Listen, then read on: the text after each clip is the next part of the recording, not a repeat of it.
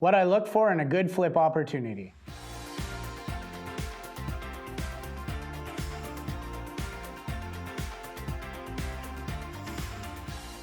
The age-old saying, location, location, location.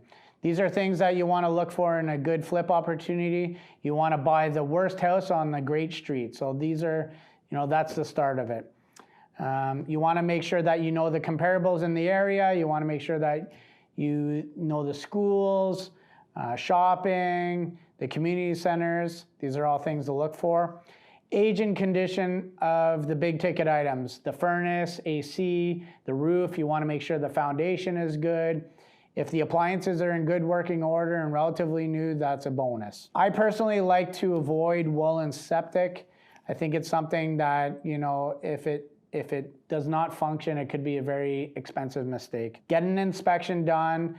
One thing to look out for is a buried oil tank. That could be disastrous and could cost you up to $100,000. Most new buyers that I speak with are looking for a garage and they're looking for an ensuite bathroom. So this is something that I also look for in a flip. It's not necessary, but it's always a good thing to look for. So that's kind of what I'm looking for in a flip opportunity. Now, I'm going to talk about ideas on how to help with your flip. Working with an interior designer, this is something that I think is very important, and to work with them right from the get-go. They have connections and they have discounts at different stores. They can pick your colors and finishes, and they can do your layout for you. So, pay the money. It will save you time and effort for sure. Secondly, to improve the lighting. It's a big expense. I didn't realize that when I did my first flip, but it's a big expense, but it does make a world of difference having nice new lighting, chandeliers. So again, your interior designer can help you with that.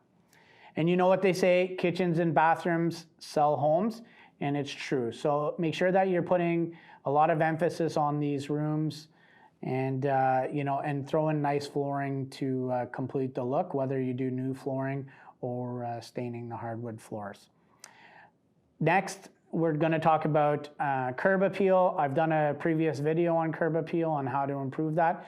Paving or coating the driveway can be relatively inexpensive, but it makes a big difference on your pictures and just first impression for the new buyers.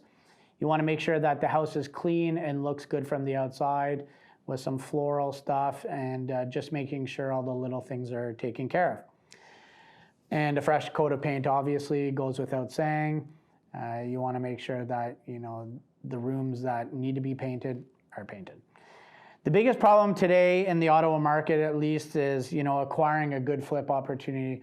It's a very hot market, and there's bidding wars everywhere. So it's very hard to get that right place, because there are a lot of people that are looking for their forever homes, and they'll be willing to pay a little more than what you should be for a flip opportunity.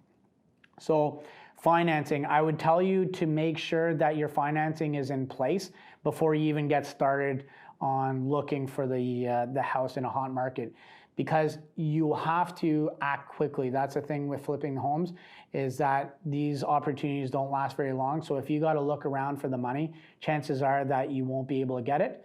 And if most of these places aren't taking conditions, so you got to have your financing in place to be able to purchase this house. Secondly, ensuring that you have the money to complete the renovations properly and correctly. You don't want to be doing something half-ass. Buyers will kind of notice the little things if they're not being done well, and it will make them nervous. I've been in places, they did a good job for the most things, but little things they didn't take care of. And my buyers were totally turned off, thinking that they did it on the cheap and there could be bigger problems down the road. In terms of money, private money, it might be more expensive, but it's more accessible. So if you need to do that, but again, have it in place before you make that offer. Obviously, it'd be best if you could do it by yourself, whether through a line of credit or equity in your house. It's also okay if you have to have a finance partner.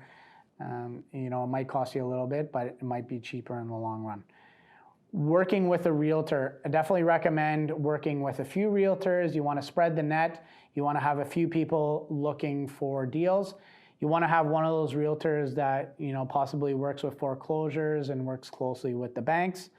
You know, if you're going to do this for a business, you want to negotiate with a realtor, maybe to help you out. Commissions, you know, can be quite expensive, but, you know, a good realtor will help you find those deals and get the deals done. You know, in a tough market, and if you are planning on making this a business, I would suggest setting up a website, telling people what you do, talk with wholesalers, house wholesalers in your city, knocking on doors, you know, in older neighborhoods. I know that's kind of, you know, you might scare them, but, you know, maybe handing out pamphlets, telling them that you buy houses cash, and, you know, and word of mouth, telling people, you know, what your new business is, and, you know, and that will go a long way.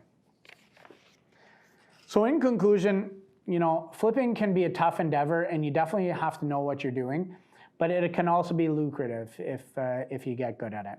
Make sure you have a great team in place. You want to have a good realtor, good lawyer, you know, interior designer. You want to have contractors, tradespeople, a mortgage broker, insurance broker, and a good accountant. Technically, flipping homes should be considered as business income instead of capital gains, but talk with your accountant about that.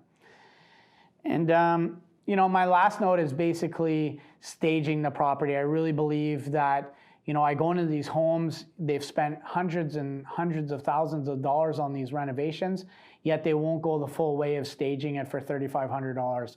I think this really goes a long way in bringing out the features of you know, the beautiful home. So I would definitely recommend staging the house to get the best, you know, bang for your buck. If you have any other questions on flipping properties, I love to talk about it, so don't hesitate to reach out and contact me.